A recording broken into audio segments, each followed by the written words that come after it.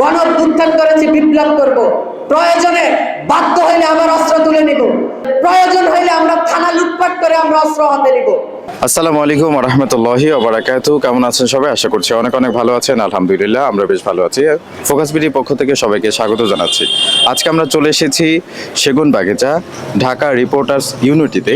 এখানে কিন্তু বাংলাদেশ ছাত্র মজলিসের উপলক্ষে জুলাই বিপ্লবের প্রত্যাশা প্রাপ্তি এবং ভবিষ্যতের পথরেখা শীর্ষক সেমিনার অনুষ্ঠিত হতে যাচ্ছে।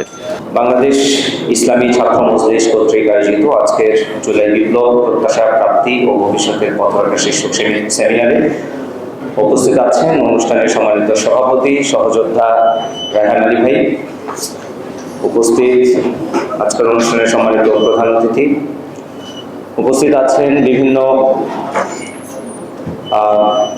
সম্মানিত শিক্ষক মহোদয়গণ, উপস্থিত আছেন বন্ধু প্রতিম রাজপথের সহযোদ্ধা ছাত্র সংগঠনের নেতৃবৃন্দ, সর্বস্তরের শিক্ষার্থী সহ আজকের সেমিনারে অংশগ্রহণকারী সকলকে ইসলামী ছাত্র আন্দোলন বাংলাদেশ কেন্দ্রীয় কমিটির পক্ষ থেকে আন্তরিক শুভেচ্ছা এবং মোবারকবাদ জ্ঞাপন করছি।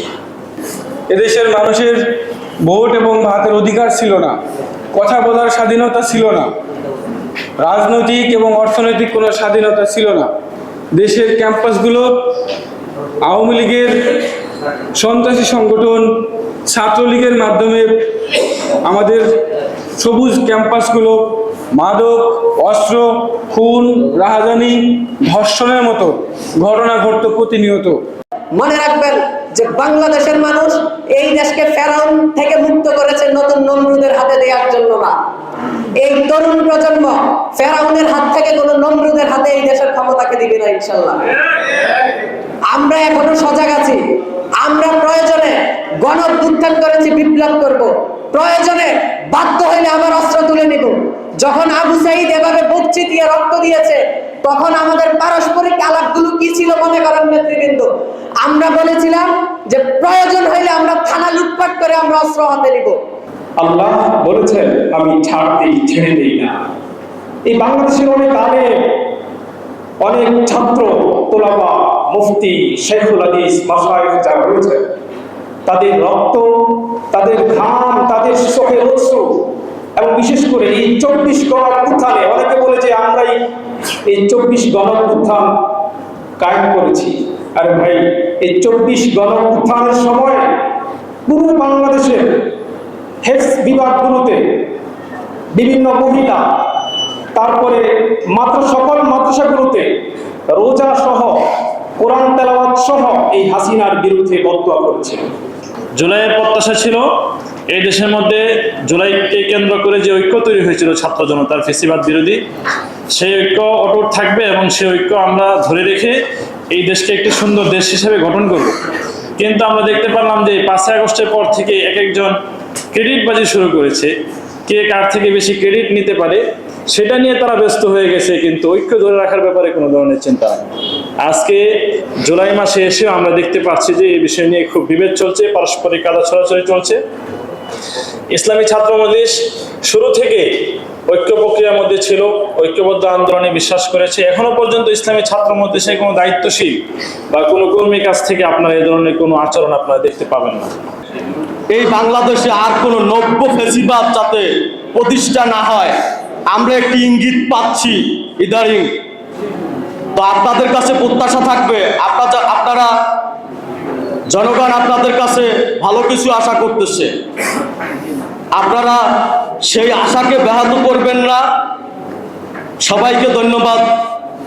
বাংলাদেশ ছাত্র মিশন জিন্দাবাদ, ইসলামী ছাত্র মজলিস জিন্দাবাদ। আসসালামু আলাইকুম রহমতুল্লাহি ওয়া বারাকাতুহু। এই জুলাই বিপ্লব যখন শুরু হয়, তখন আমাদের রাজনৈতিক ছাত্র সংগঠনগুলোকে বলা হয়েছে, ভাই আপনারা যদি সামনের দিকে আসেন এই আন্দোলনটা প্রশ্নবিদ্ধ হয়ে যাবে, সরকার এটাকে রাজনৈতিক আন্দোলন ট্যাগ দিবে, রাজনৈতিক আন্দোলন ট্যাগ দিয়ে বিভিন্নভাবে এটাকে থামিয়ে দেওয়ার চেষ্টা করা হবে। আমরা তখন বৃহৎ স্বার্থ চিন্তা করে ভাবলাম যে না, আসলে এটাই তো সত্যি, যে আমরা যদি এটা সামনে চলে আসি, রাজনৈতিক ট্যাগ দিয়ে একটা অরাজনৈতিক আন্দোলনকে সরকার বন্ধ করে দেবে বা দমন পীড়ন চালানো শুরু করবে। এই কথায় এই আলোচনার ভিত্তিতে একটা অরাজনৈতিক প্ল্যাটফর্ম সামনে আসলো, বৈষম্য বিরোধী ছাত্র আন্দোলন। আর পলিটিক্যাল ছাত্র সংগঠনগুলো ব্যাকএন্ডে কাজ করা শুরু করলো। যখন আন্দোলনগুলো শুরু হলো, রাজপথে যখন নামা হলো, সেখানে কি শুধুই অরাজনৈতিক লোকজন ছিল, অরাজনৈতিক ছাত্ররা ছিল, নাকি রাজনৈতিক ছাত্ররা ছিল? সবাই ছিল। হয়তোবা রাজনৈতিক ছাত্র সংগঠনগুলো সামনে যায় নাই, কিন্তু দিন শেষে রাজনৈতিক ছাত্র সংগঠনগুলোকে পুরোপুরিভাবে অস্বীকার করা হলো। কোনো জায়গায় তাদের অস্তিত্ব নাই। সব জায়গায় বৈষম্য বিরোধী ছাত্র আন্দোলন, সব জায়গায় তারা, কোনো জায়গায় রাজনৈতিক ছাত্র সংগঠনগুলো নাই। প্রত্যেকটা রাজনৈতিক ছাত্র সংগঠন এই ফ্যাসিবাদের বিরুদ্ধে মাঠে নেমেছিল, এই ফ্যাসিবাদের বিরুদ্ধে লড়াই করেছিল, কিন্তু কোথাও তাদের নাম নাই। আজকের প্রোগ্রাম অত্যন্ত গুরুত্বপূর্ণ। জুলাইয়ের প্রায় 1 বছর পূর্ণ হতে যাচ্ছে আর কয়েকদিনের মধ্য দিয়েই। তো এই জায়গা থেকে আসলে আমাদের সময় এসেছে আসলে 1 বছর আমাদের পর্যালোচনা করা, যে আসলে আমরা কি চেয়েছিলাম, কি পেয়েছি, কি পাওয়া উচিত ছিল। আসলে বক্তব্য নিয়ে আসছেন ডক্টর আহমদ আব্দুল কাদের। কারণ এর আগে কখনোই বাংলাদেশের সব রাজনীতিবৃন্দ এক টেবিলে বসে নাই। ডান বাম ইসলাম প্রধানমন্ত্রী কঠোরপন্থী সব ধরনের উপরে একসাথে বসছে, কথা বলছে, মত বিনিময় করছে, প্রস্তাব দিচ্ছে, প্রস্তাব কিছু মেনে নিচ্ছে। এটা হচ্ছে আপনাদের বিপ্লবের ফল। ঐক্যমত্য কমিশন যেটা গঠিত হয়েছে সেটাও বিপ্লবের ফল। আপনাদের দাবিতে কিন্তু এটা গড়ে উঠেছে।